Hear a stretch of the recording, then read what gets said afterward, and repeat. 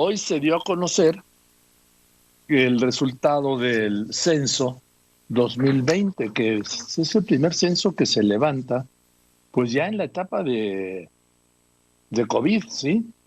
Porque fue más o menos, fue en el mes de marzo, empezó el 2 de marzo, y ya había el problema del COVID. Y yo le aprecio mucho al doctor Julio Santaella, presidente del INEGI. Esta mañana presentó los resultados de este censo, el censo 2020. Los censos se levantan cada década, cada 10 años, 2010, 2020, el próximo será en 2030. Y doctor, ¿cómo estás? Muy buenas tardes, me da mucho gusto saludarte, Julio. Buenas tardes, Joaquín, el gusto es mío de platicar sobre el Censo de Población 2020.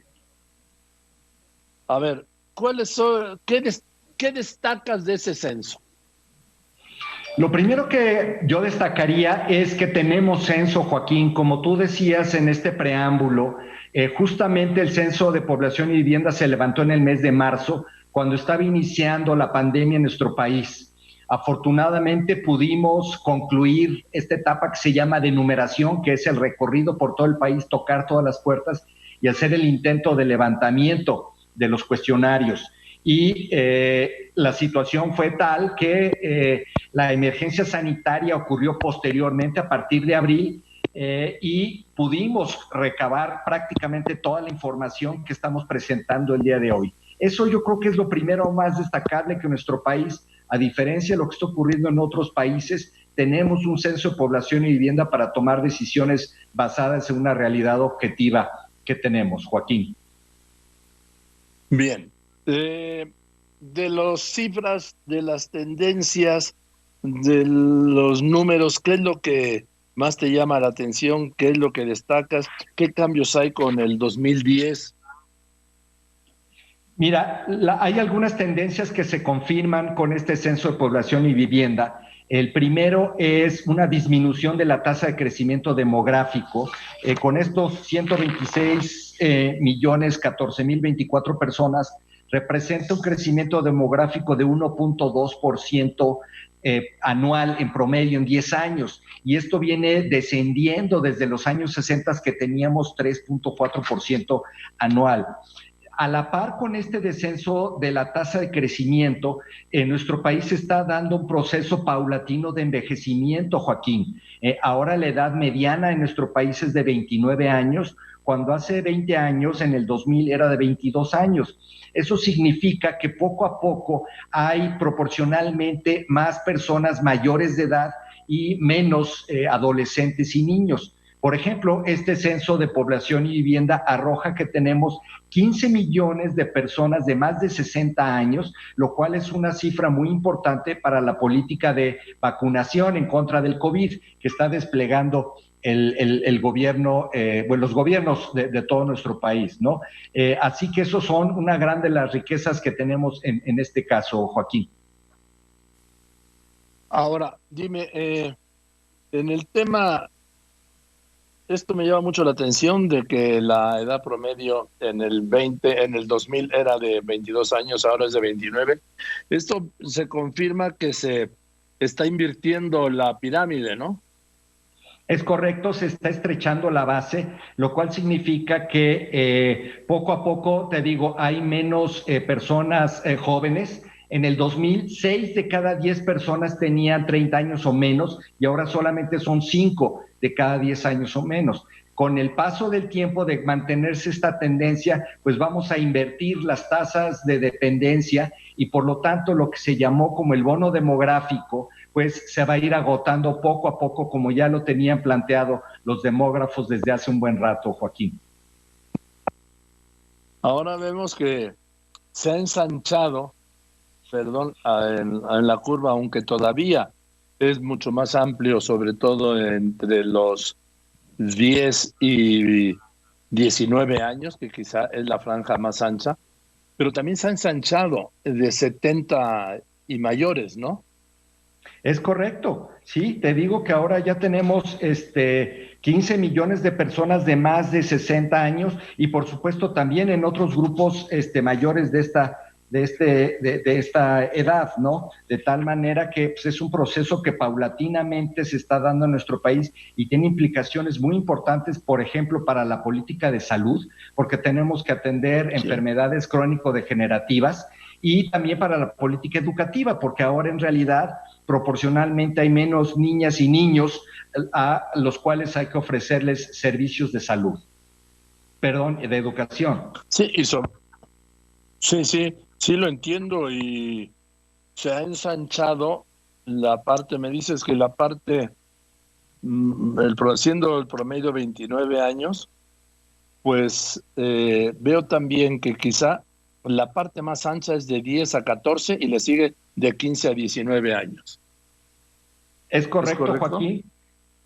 En términos generales, seguimos siendo un país relativamente joven y quizá es importante mencionar que dentro de nuestro país hay una gran heterogeneidad y esa es una de las más importantes riquezas del censo. Tenemos que la entidad más joven es Chiapas, donde la edad mediana es de 24 años, todavía bastante joven, muy parecido a lo que teníamos a principios de este milenio, mientras que la Ciudad de México es la entidad federativa más envejecida. Allí tenemos una edad mediana de 35 años, que ya está muy similar a lo que estamos observando en otros países de la OCDE, como los Estados Unidos o como Chile también. Ahora, también me parece que es muy interesante, el Estado de México sigue siendo el más poblado, ¿no? Es correcto, Joaquín, el Estado de México es la entidad más poblada de nuestro país, con casi 17 millones de habitantes, seguida por la Ciudad de México con 9.2 millones. Luego tenemos dos estados que tienen más de 8 millones de habitantes, como son Jalisco y Veracruz, y luego otros dos estados con más de 6 millones de habitantes, que son Puebla y Guanajuato, ¿no? Esos son las entidades con mayor población en nuestro país. ¿Y las que tienen menos? Tenemos 3 entidades que tienen menos de 1 millón de habitantes, Joaquín. Tenemos, por ejemplo, Campeche, que son 928,000 personas, Baja California Sur con 798,000 y el estado de Colima con 731,000 personas que están habitando en este estado. En cuanto a la población que vive en México pero que nació en otro país. Mira, ese es un dato muy importante porque habla de la fundamental relación que tenemos que tener con nuestros vecinos, porque 1.2 millones de personas que residen actualmente en México nacieron en otro país. Casi 800,000 personas nacieron en los Estados Unidos y tienen vínculos familiares con personas en México. Además, el segundo lugar en términos de países donde nacieron las personas residentes en México están Guatemala y Venezuela. Guatemala con 56,800 y Venezuela con casi 53,000 personas. En el caso de Guatemala, pues muchas de las personas que nacieron allá vienen a buscar trabajo a nuestro país, como también sucede, por ejemplo, aquellas personas que nacieron en Cuba. Sí, me llama mucho la atención de Venezuela, porque esto solo viene a retratar la crisis interna venezolana, porque no, el tercer lugar no son hondureños ni salvadoreños, no, venezolanos. Así es, Joaquín. Es un fenómeno que se ha venido dando a lo largo de los años, y hablando de lo que está ocurriendo en otros países, a mí en lo personal me llama la atención que tengamos un incremento, todavía en números pequeños, pero un incremento de los nacidos en Honduras, ¿no? Que como hemos oído de estas caravanas. Y la causa que estas personas nacidas en Honduras nos reportan que están residiendo en nuestro país, que se vinieron para acá, es por inseguridad delictiva o violencia. Entonces, pues definitivamente los fenómenos que ocurren en otros países eventualmente tienen alguna repercusión en nuestro país. Estoy hablando con el doctor Julio Santaella, presidente del INEGI. Me llama mucho también la atención el tema de la población afrodescendiente o afromexicana o descendiente de afromexicana. Ese es un dato muy importante, Joaquín, porque fíjate que es la primera vez que en un censo de población y vivienda como es se hace esta pregunta, y es una pregunta de autorreconocimiento, y resulta que 2,5 millones de personas en nuestro país se autorreconocen como afromexicanas o afrodescendientes. Esto equivale al 2% del total de la población del país, aunque hay entidades en las que este porcentaje es mucho más elevado.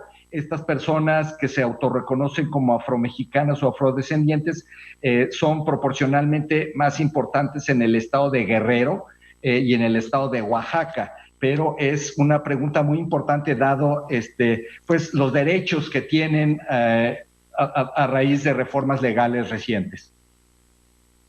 Y también estas cifras terribles, el 16,5% de la población total, ¿sí?, tiene alguna limitación en la actividad cotidiana, discapacidad o algún problema de condición mental. Tienes razón, Joaquín. Precisamente en este censo de población y vivienda hicimos un esfuerzo adicional por tratar de identificar mejor a este grupo de personas que tienen alguna dificultad o limitación. De este monto que tú dijiste, 6,180,000 tienen discapacidad, son personas con discapacidad. 1,600,000 son personas que tienen algún problema o condición mental, y luego una acepción más amplia de que tengan alguna limitación para las actividades cotidianas, son 13,9 millones de personas. Ahora, una de las cosas importantes aquí es que se identifica en qué consiste esa dificultad para actividad cotidiana. Déjame darte un ejemplo. Entre las personas que tienen discapacidad, el 48% refiere tener dificultades para caminar, subir o bajar escaleras, el 44% reporta que tiene dificultad para ver aún usando lentes, y el 22% para oír aún usando un aparato auditivo. Entonces, todos estos temas son muy importantes porque recuerda que los podemos ubicar ahora en el espacio para poder diseñar una política pública focalizada, Joaquín. Claro que sí. Oye, doctor Julio Santaella, ¿te puedo pedir un favor? Mira, yo quiero echarme esta tarde el resto, los detalles, y te podría hablar mañana para que ya que abunde yo en más detalles podamos seguir hablando, porque me parece interesantísimo todo esto. Con mucho gusto, Joaquín, estoy a tus órdenes. Te lo aprecio y la verdad, felicidades. Esto es un descubrimiento para mí y yo creo que es una herramienta fundamental de gobierno, para este gobierno y para los que sigan, ¿sí? Y para la misma sociedad, Julio. Así es, Joaquín, y es no es solamente para un gobierno, sino es para todos los gobiernos, los tres órdenes municipales, estatales y federal, y la sociedad en su conjunto, como tú lo indicas. Y felicidades por este logro, Julio, que habla de la importancia que tiene el INEGI y su razón de ser. Te mando un abrazo y mañana seguiremos con los detalles finos del resultado del censo 2020. Es Julio Santaella, le decía, director del INEGI.